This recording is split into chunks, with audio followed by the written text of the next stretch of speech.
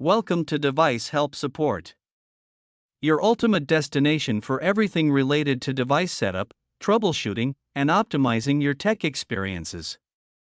Subscribe to our YouTube channel for more videos related to setup, troubleshooting, and unboxing.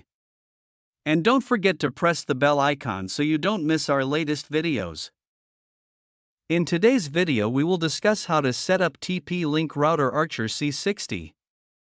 The TP-Link Archer C60 is a dual-band wireless router that offers fast and stable Wi-Fi with speeds up to 1,350 megabits per second. It features 5 antennas for improved coverage, parental controls. So without wasting any time, let's start the setup process. I hope in the end, this video will prove helpful for you.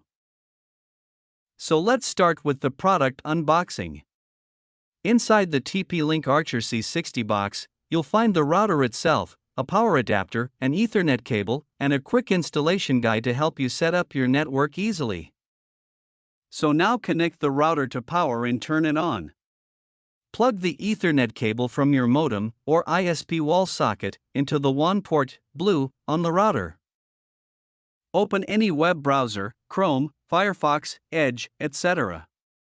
In the address bar, type either http://tplinkwfi.net or 192.168.0.1. Press enter.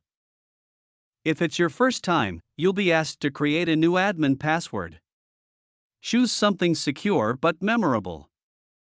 If you've logged in before, enter your admin username and password. Default is usually admin/admin unless changed. Once logged in, the quick setup wizard will start automatically. Choose your country/region from the drop-down and click Next. Choose your internet connection type. First one is dynamic IP, most cable ISPs, e.g., no login needed. The second is PPPoE, common for DSL/fiber connections, requires username password from your ISP. And the third is static IP, if your ISP gave you a fixed IP address. If you're unsure, choose Auto Detect and let the router figure it out. Choose your internet connection type. First one is dynamic IP, most cable ISPs, e.g., no login needed. The second is PPPoE, common for DSL/fiber connections, requires username password from your ISP. And the third is static IP, if your ISP gave you a fixed IP address. If you're unsure, choose Auto Detect and let the router figure it out. Check your settings summary. Click Save or Finish. The router may reboot to apply the settings. Now setup is complete.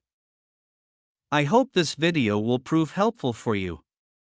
If you're stuck in middle of the process, then don't worry. Contact our professional experts at 1-323-507-3713. They will solve your problem as soon as possible. Thanks for watching. Don't forget to like, share and subscribe. Devices Help and Support. And also stay tuned for the more updates.